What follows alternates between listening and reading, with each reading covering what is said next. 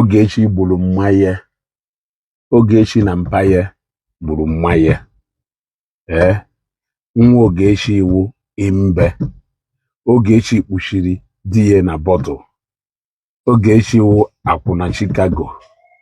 Ogechi na nwoke nọ n'ime họteelụ na Nnewi. Ogechi iwu onye ohi ka ọwụ. Ogechi gburu ndị mmadụ wayo. Kedu ife ndị mmadụ na-ekwuru ife a maka Ogechi? This is a video you made. Somebody be ebe a sị, this boy maghị ife, this guy iwe ego, this guy ewu this thing. Ị na-ege ntị? Evangelist Ebuka Obi iwu onye ohi. Evangelist Ebuka Obi na-akpụ ntu. Evangelist Ebuka Obi iwu fake. Evangelist Ebuka Obi na-eme arịnji. Evangelist Ebuka Obi na-eme nke a na-eme nke a. Nke a bụ video nke imelu to draw the attention to ife a na-ekwu maka Evangelist Ebuka Obi na Ogechi Okeke. Hapụta ha sị, this guy iwe ego, iwe efulefu, ewu atụrụ, efubụghị ife. You will soon find yourself ebe Ogechi nọ. Bla bla bla bla bla. This guy the show iwu onye Nnewi. This guy onye dịka ewu ị na-emegheri. Now jee paakị na-akpọ ntu. Jee paakị wụ nke a. Jee paakị wụ nke a. N'iwu onye ala. Ife aka ya dakparị mmadụ na Facebook. You must come and prove it. You must come and prove it. Na Fada Mbaka mere nke a. Mee nke a, mee nke a. You must come and prove it. Another one. Evangelist Ebuka Obi, blah blah blah blah blah blah. No nka, no nka, no nka. Iwe kwu ha sị, Fada Mbaka nke a, onye ka ewo ihe ji wee pụta wee na-ekwu okwu about a man of God, about a servant of God, about a servant of God. Left for me, if it is within my decision to decide, Ogechi can never apologize to anybody. But because Ogechi is a human being who is entitled to her own decision and opinion, I cannot tell her what to do. But left for me, Ogechi cannot apologize to anybody. You what I go? I mean it. And that is me. I don't care. Ogechi, I'm gonna mislead Ogechi, I'm gonna deceive Ogechi, I'm gonna emenka, blah blah blah. I said, for you waiting for advice, Ogechi, you are not advising her. Are you not supposed to advise her? Your own cup of tea, man. That is your own cup of tea. Imagine I played a video of Ifeni ne J-Park maka Ogechi. Ebe J-Park no Ogechi buru mpe. I've got so many comments, but I've from comments about few comments of nde nya Melun Juwesika made this video. The fact is that they cannot even say anything constructively. If not Obieba Hogori, since he juwe gori, gono ke egotagoni. Since he juwe gori, gono ke egotagoni. Ekamuma, are you living better than me? You are not living better than me, my dear. You are not living better than me. I'm living super better than you. Egotago so ni na he na ago. Onwe oke na ago. Man, now take it from me. Obulu no mwa bezu go one. Ogechi can never.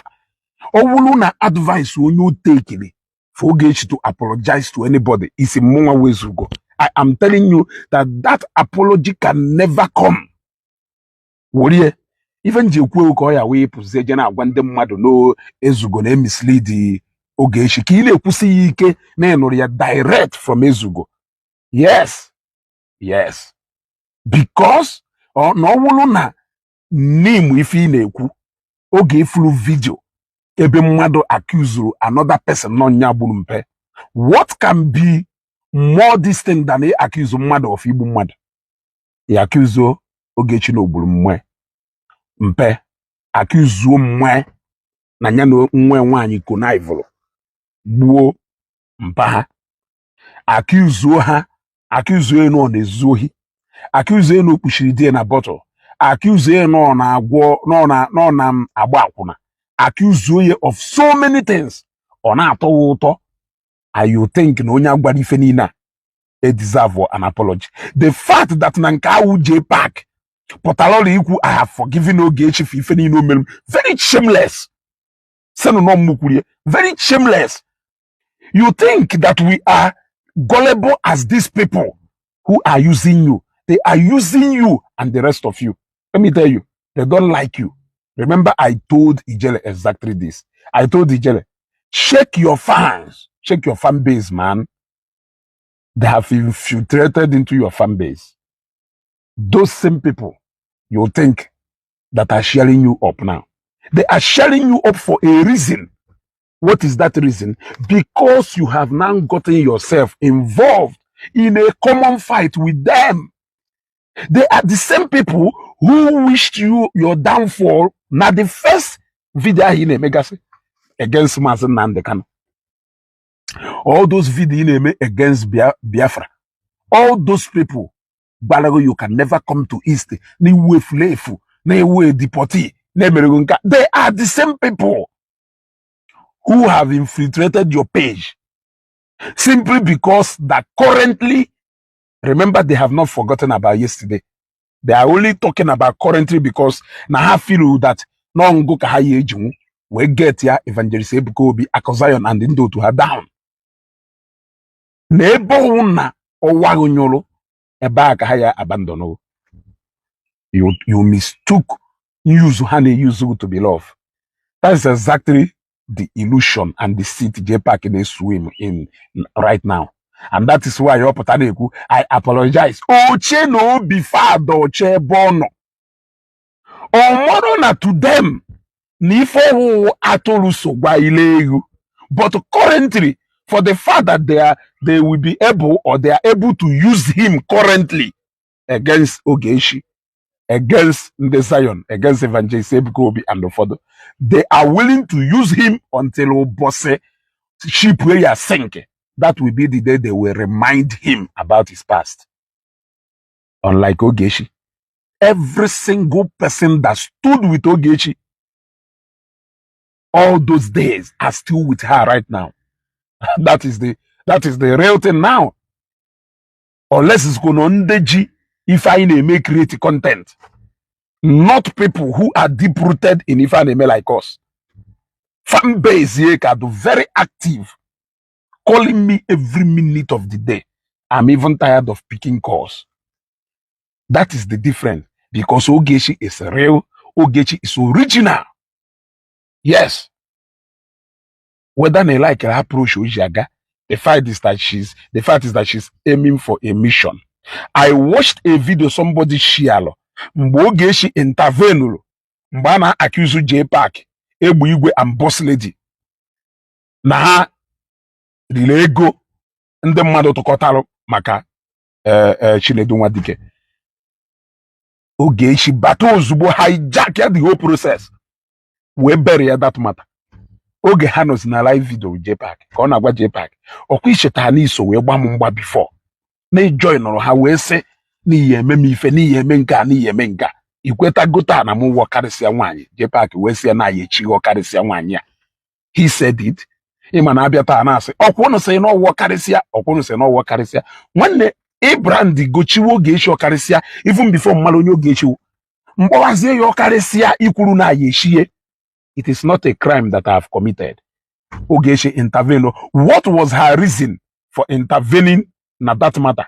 Because she is experiencing the similar thing I'm accusing of. So she swore never to allow anybody pass through the same thing. She swore never to allow the faith in the Madu medical before another person that did Facebook. She repeated the same thing during the time of Opuro Randibo. She said, no, nafu, ife merie as even the mother chori imo Opuro Randibo. No game merie, and the mother emuru hanya na Facebook. But today, everybody is active now na Facebook. So she will not allow another person, Oma, to go through the same fate with her. That was why she responded in COS issue. That was why she responded in fact, ebeni na Opuro Ora no Opuro Ora di ego nde mmado no Opuro Ora na eri ego NGO. Ogechi gidigba for her even VDM. She also stood and supported VDM. She did it for JPAC. She told JPAC openly in a video. Na mu ifem passing through. Na ma choro ko no pass ya through the same thing. Even boss lady. Onyelo na aka. Today, unu recruit o na amuso Ogechi ogo. When Ogechi gwalogo na iso na nde na-ekwu na ọ na-ekekwa ọtọ ụmụ nwaanyị na-eke ọtọ nwaanyị. Ife gwara ya onye hapụwa ife ahụ, ife ahụ ife gara aga. I watched that video. You got to go. That is hypocrisy. That is a man being a coward. You got to go. I love people who stood or who stand for something. In fact, I love people who stand for something. I like people who represent something. I have special love for those people. So, for some of you who are swimming in fake love, ndo tu Matthias is Zobacha no different platforms, and you are mistaking them to be your fans. The day your ship will be down, that day they will remind you of your past. I am happy that about 90% of people who stood for Oge all through those days na Facebook can stick with her now. That is what matters. Nobody abandoned Golie. Nobody has abandoned her. You are free to come online and say, Onya, where are they? Keep mentioning them because you want them to come to Facebook. Those people in Akpo are not Facebook people like Odefa Ineme. They have their different things happening on Facebook.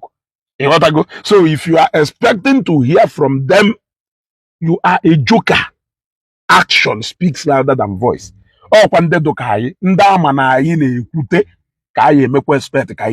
will hear from us and you will not hear from them. If there is anything you are going to see from them, it is action, which is what you lack. So, we super fan base like Ogechi, it is an advice.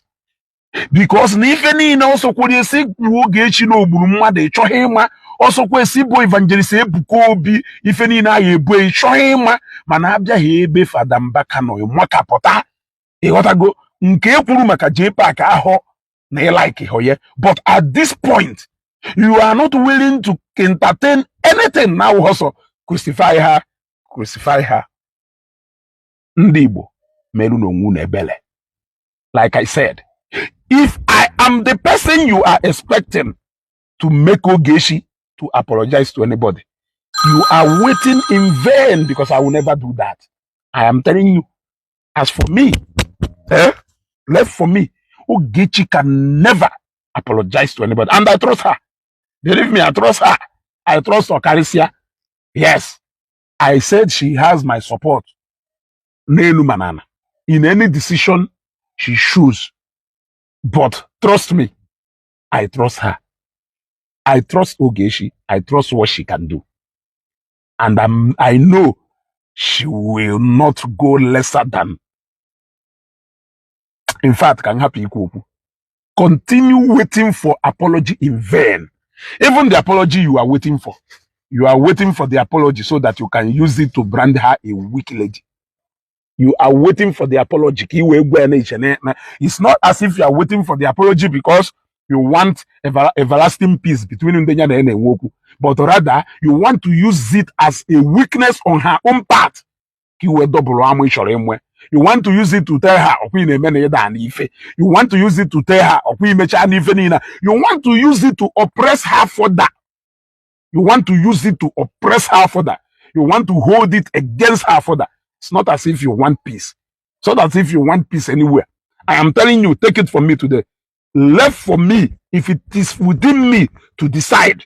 But like I said, Ogechi is an adult and she has the right to make her own decision. But no left for me. No, you go decide there. You are waiting in vain because that apology can never come. I don't even care Onyewo. I don't care who you are. But I'm telling you that that apology will never come. For as long as you have not opened your mouth to condemn Ifekwulu Ogechi, and you have not opened your mouth to condemn Ifekwulu Evangelist Bukobi, and you have not opened your mouth to condemn ife kwuru maka people like us